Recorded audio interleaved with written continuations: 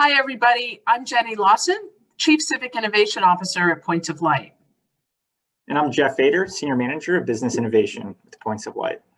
We're glad you could be with us here today to learn a little bit more about the Civic 50 and how you might participate in the Civic 50 in Orange County. So we'll start our story with a little bit about Points of Light. Points of Light is a 30-year-old organization founded by those words that many of you have heard before from George H.W. Bush, and this idea that there are 1,000 points of light in communities all over this country, taking action and solving problems in their community.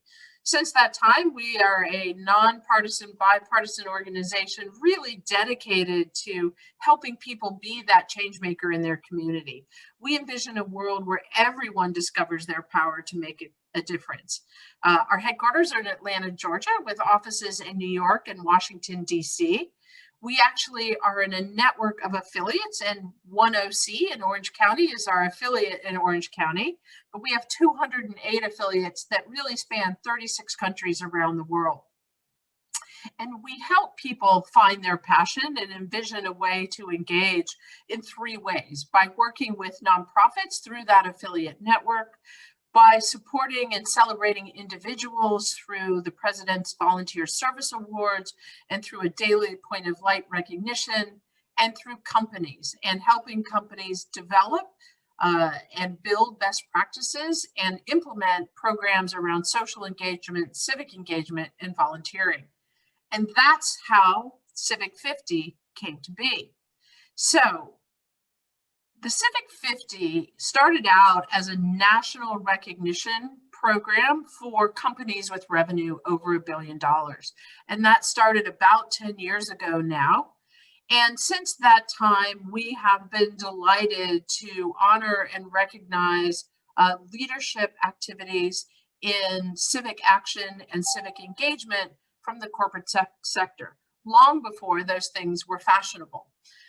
So fast forward 5 years, and our friends at Orange County, innovators in their own right, started to see the power of building a story and a roadmap for civic engagement with the companies in Orange County, and asked us to figure out how could we work together to make the Civic 50 fit in the regional market. And to that end, we started working on that together. And Jeff, I'm going to turn it over to you to talk a little bit more about what the Civic 50 actually looks like at the regional level and for companies in Orange County. Thanks, Jenny. So the Civic 50 is really a roadmap for companies looking to drive social impact, both in their community and also in their company. And so the survey is all online and self-administered. All the questions are quantitative and multiple choice, and the scoring is normalized to make it a level playing field across companies with different sizes and industries. We also like to mention that only the honoree companies are made public and no company level data is shared. So there's really no risk to participate. This really is a learning tool for companies to use. And so excluding the kind of basic company profile and questions, there are about 30 questions in the survey, and they are categorized into these 4 dimensions: investment, integration, institutionalization, and impact. Investment is going to be probably the most straightforward section, things you're more familiar with. So investment of time includes volunteerism, both hands-on as well as skills-based and pro bono. Investment of financial resources, in-kind resources, as well as advocacy and leadership activities in the community. Integration is really how you're baking your community engagement into the rest of your company throughout various departments, business units, and functions. Really how it's showing up in these and how you're leveraging other parts of your business to do good. Institutionalization is somewhat similar to integration, but this is really how you're baking it into your policies, your procedures, systems, and even incentives, things like KPIs and employee performance reviews. And lastly, impact. And here, we're not looking for which company has the largest impact in the community. We're actually looking at how companies measure their impact, both in the community and also on their business. For those that may have taken the survey last year, there are a couple changes that we want to highlight for this year. The first is that we've shortened it quite a bit. As I mentioned before, there are fewer than 30 questions now in the survey, and all of those questions are multiple choice and quantitative responses. The second, we've simplified the revenue reporting for large companies that may operate outside of Orange County. We realize that can sometimes be a challenge for companies to segment at the local level, and so we've made that easier for those companies. And lastly, we've introduced several racial equity questions, partly in an effort to start really tracking the progress and capturing the great work that a lot of companies have stepped up to do this past year. So while it is a survey, it really is a learning tool for companies. And so a few of the items we'd like to highlight for companies, and this is feedback that we've received from them about what they benefit from participating in the Civic 50. The first is year-round recognition, both with 1OC and the storytelling and recognition that they can do throughout the year, but also with the data and insights that we equip all of the companies, regardless of whether or not you make the list, really with that data to tell their story of impact beyond just testimonials. The second, the survey really helps align and scale your social impact and community engagement programs. We'll dive into this a little deeper on the next slide, but we have found that a lot of companies use the survey questions just as a way to organize their activities and their thinking when it comes to community engagement and social impact.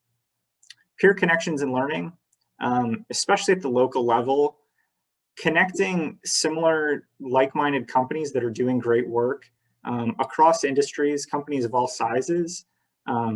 We often find that peer-to-peer learning is often where the best practices and insights often surface and has been very valuable for companies at that level. Scorecard reports and benchmarking, and we'll dive into this a little deeper as well, but any company that participates will receive a complimentary scorecard report that benchmarks their data across each of the sections that we just walked through. And companies also have the opportunity to purchase a more detailed report that can go down to the question level, both to help them internally to track their progress year to year, and also against their peers in similar industries. Storytelling and inspiration, again, the survey itself is really geared toward equipping companies with the data to tell their story and complement the testimonials that they often are used to collecting from the great work they're doing in the community. And lastly, the standardization of language. This is, having done this for nearly 10 years now, getting companies to start using similar terminology around those 4 dimensions, both at the local and national level, has really allowed us to elevate the sector and tell the stories of impact, whether it be a small roofing company or a Fortune 500 company. So how do they do that, right? Like how do you tell the story? How do you get that roadmap going? How do you find that learning, right? And I think this slide really helps to illustrate how that happens. So you can imagine yourself right now as the green dots on the left-hand side of the screen, the current year, right? Which is you are doing great things in your community and you do whatever comes up and somebody sends you something and you think, yes, we should do that. And you do it. And it's terrific intention. There isn't perhaps that much strategy behind it. And so after the first year, or even during the first year, as you start to enter data into the survey, and that sounds very official, but it's really quite doable. You start to understand where you have strengths and where there's opportunities for growth, right? So in this example, terrific at employee volunteerism, right? We've got 3 activities a year around employee volunteerism. We've got, some ability for employees to make cash contributions to nonprofits. We give away, product in the community in the forms of goods and services. But the owner, leader of the organization, of the company, doesn't really talk much about your CSR work, or really, even though you may make, lots of investment in after school programs for kids, you're really not talking in a public way about the importance of after school programs for kids to your customers, to your vendors and partners. In integration, perhaps and this is really back to that, how does your business and your community engagement program work together? Where are they aligned? You find a couple business units. So you certainly talk about your community engagement when you're hiring somebody, or when you're looking for new business at a local meeting. But perhaps you really haven't talked about your civic engagement through your marketing messages, or through other communications channels, or you really haven't tied the value of having affordable housing in your community to the viability and strength of your business and your hiring, right? There's maybe more that you could do. So you can see, so that you start to see where your strengths and weaknesses are as an organization, and where are those opportunities for growth.